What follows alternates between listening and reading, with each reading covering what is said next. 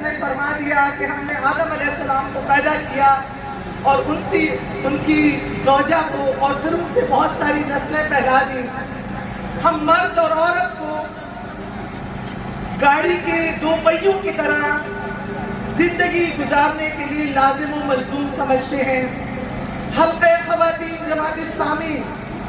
اس بات پر فخر کرتی ہے کہ وہ اپنے باپ کے سائے میں رہتے ہوئے اپنے تمام فرائض انجام دے. وہ اپنی بیٹی کی سرپرستی میں اپنے تمام فرائض سر انجام دے اور اپنے بھائی اور اپنے شوہر اور ہم اکائیوں میں تقسیم نہ ہوں بلکہ ہم اس زندگی کو چلانے کے لیے ایک دوسرے کے معاون و مددگار ہوں.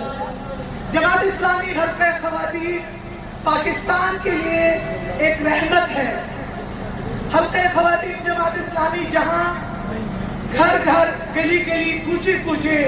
اسلام کی دعوت دیتی ہے، قرآن کا پیغام پہنچاتی ہے، وہاں تعلیم کے میدان میں کام کرنے کے ساتھ ساتھ عملی میدان میں چیریٹی کے ہزاروں ادارے قائم کیے ہوئے ہیں اور لاکھوں بچے حلقہ خواتین جماعت اسلامی کی اس نیٹ ورک کے تحت تعلیم حاصل کر رہے ہیں، جو کہ حکومتی ذمہ داری تھی لیکن خواتینوں اس پہ بڑھ کے کام کیا. حلقہ خواتین جماعت اسلامی صحت کے میدان میں جماعت اسلامی حلقہ خواتین ملک میں قدرتی آنے والے آفات میں ملک کی جو مسائل ہیں اس کے حل کرنے میں، غربت کے خاتمے میں، خواتین کو روزگار کی فراہمی کے خاتمے کے لیے اور بے آسرا خواتین اور بچوں کے لیے صاحبان کا کردار ادا کر رہی ہے.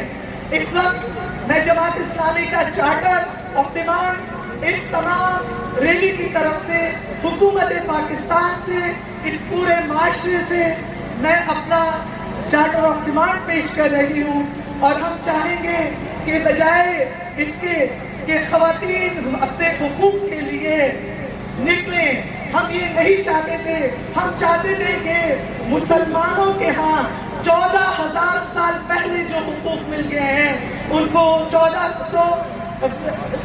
14,000 سال پہلے جو حقوق ملے ہیں وہ آج بھی ان کو دیے جائیں. جب بیٹی کو زندہ درگور کیا جاتا تھا اور اس کو ذلت کا سبب بنایا جاتا تھا تو آج بھی ہم یہ ڈیمانڈ کرتے ہیں کہ خواتین کو حقوق دیے جائیں. حکومت پاکستان اپنی ذمہ داری ادا کرے، تمام ادارے اپنی ذمہ داری ادا کریں، تمام سیاسی پارٹیاں اپنی ذمہ داری ادا کریں اور تمام بھائی اپنی ذمہ داریاں ادا کریں. جماعت اسلامی حلقہ خواتین کی اس ریلی کی ڈیمانڈ سب سے پہلی چیز جو ہمارے ملک میں عورت کو وراثت سے محروم رکھا جاتا ہے، ہمارا مطالبہ ہے کہ آسان انصاف کی فراہمی ہو اور خواتین کو وراثت میں حصہ ملے. خواتین مختلف میدانوں میں اپنے فرائض سر انجام دے رہی ہیں. گھریلو زندگی میں، ملک کی مشینری کی چلانے میں خواتین اپنا بھرپور کردار ادا کر رہی ہیں، لیکن ٹرانسپورٹیشن کا انتظام ان کے لیے کوئی ایسا خاص نہیں ہے کہ وہ باعزت اور محفوظ طریقے سے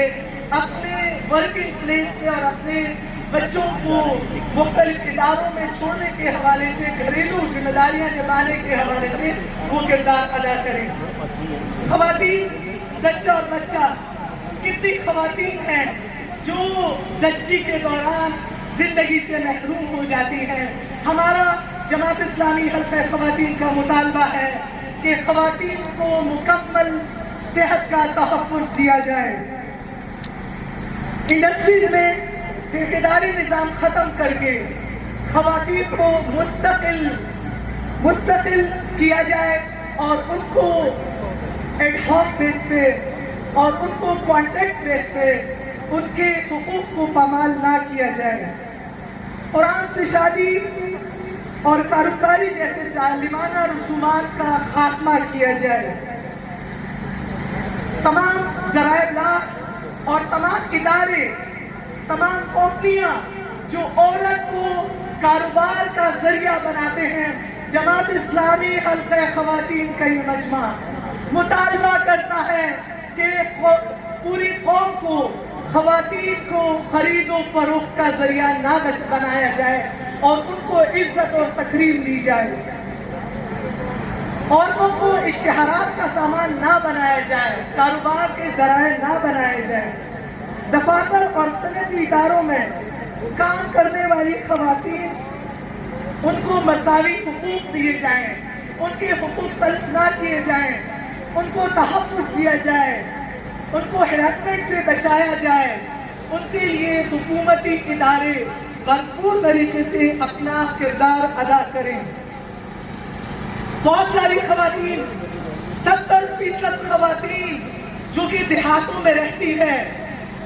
تعلیم سے اس لیے محروم ہے کہ ان کے لیے کوئی الگ یونیورسٹیز الگ اداروں کا قیام نہیں ہے۔ جماعت اسلامی حلقہ خواتین کی یہ ریلی حکومت پاکستان سے بھرپور مطالبہ کرتی ہے کہ خواتین کے لیے ہر ضلع کی سطح پر الگ یونیورسٹی کا قیام عمل میں لایا جائے، اور ہمیں اس میں فخر ہے کہ الحمدللہ حلقہ خواتین جماعت اسلامی جہاں میدان میں اپنی کارکردگی کا بھرپور مظاہرہ کرتی ہے، وہی جب بھی پارلیمنٹ میں آئی ہیں تو جیسے بھی ملکی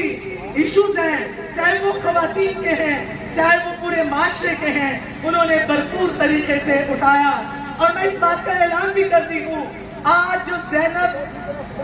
قتل کا بل جو منظور ہوا کہ مجرم کو پھانسی دی جائے اور جماعت اسلامی نے حمایت کی، یہ جماعت اسلامی حلقہ خواتین کا نیشنل اسمبلی میں پہلا بل تھا جب زینب کیس ہوا، اور یہ بل ہم نے پیش کیا کہ خدا را ایسے مجرموں کو سرعام پھانسی دی جائے تاکہ آئندہ اسی طرح سے ایسے مسائل کا اور اس طرح سے بیٹیوں کو زندہ دبور کرنے کے جو واقعات ہیں وہ سامنے نہ آئیں۔ بہت شکریہ۔ اچھا، ایک آخری مطالبہ ہے میرا کہ اس وقت خواتین حقوق جو یہ ریلی ہے یہ مطالبہ کرتی ہے کہ ڈاکٹر عافیہ صدیقی کو باعزت طریقے سے ملک میں واپس لایا جائے، اور میں کشمیر کی ان بہنوں کا بھی ضرور ذکر کروں گی جو 122 دن سے اپنے گھروں میں قید ہیں، بنیادی وسائل سے محروم ہیں، اور ظلم کی انتہا ہے جو اس کو سہ رہی ہے۔ بہت شکریہ۔